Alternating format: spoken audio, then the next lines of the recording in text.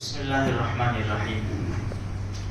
دیکھو، اللہ کی نافرمانی بہت بری چیز ہے۔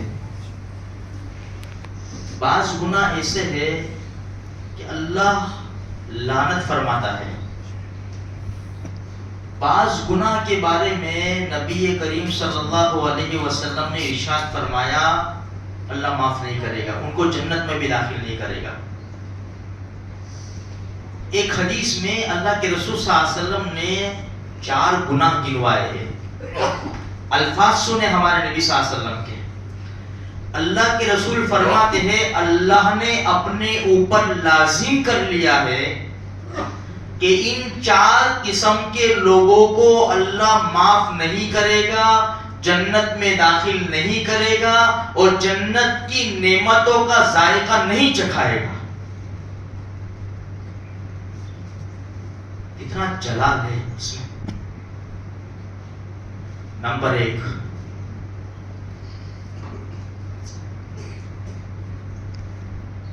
سود کھانے والا، شرابی۔ نمبر 1 شرابی، شراب کا عادی، ہمیشہ شراب پینے والا۔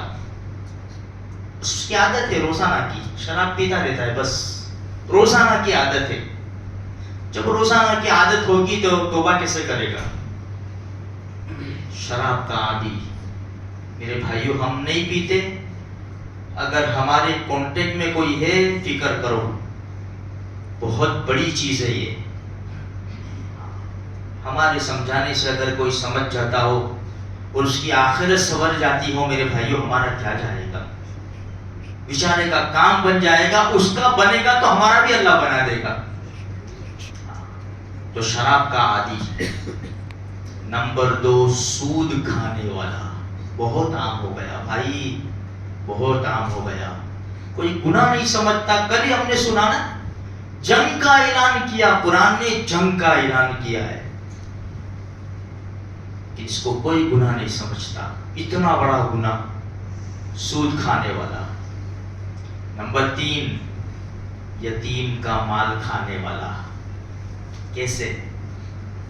مر گیا، چھوٹے چھوٹے بچے ہیں، باپ مر گیا، زمینوں کے ٹکڑے میں ہڑپ کر لیے۔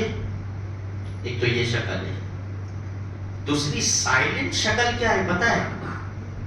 بھائی ہے، ایک بھائی کا انتقال ہو گیا، بچے یتیم ہو گئے، باپ کے مال میں تو سب کا حصہ تھا نا۔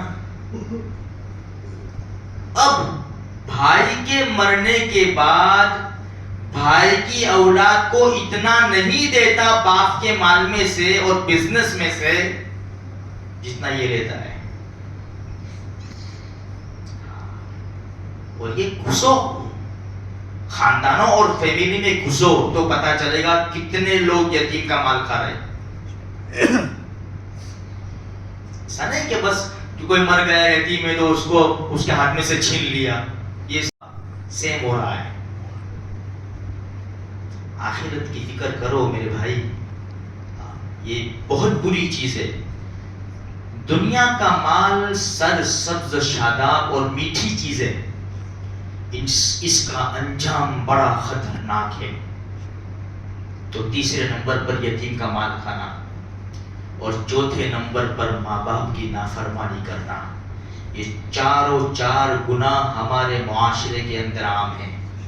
شراب پینا، پیاز کھانا،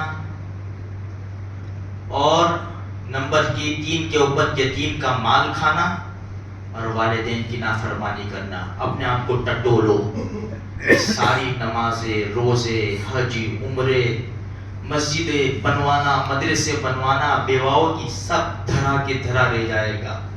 اس کے ذمہ دار ہم نہیں ہیں۔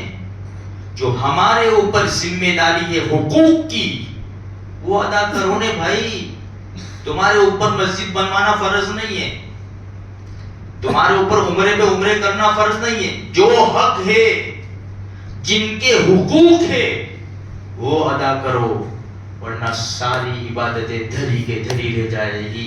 صرف نماز روزے کا نام ایمان نہیں ہے، ایمان کی 70 سے زیادہ شاخیں ہیں۔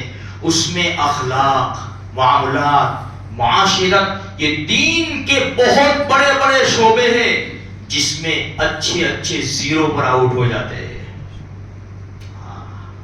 اس لیے فکر کرو میرے بھائیوں، اللہ میری بھی آپ کی بھی سارے مسلمانوں کی حفاظت فرماوے. جن کے حقوق ہے آپس میں ایک دوسرے کے حق ادا کرنے کی اللہ پاک توفیق عطا فرمائے.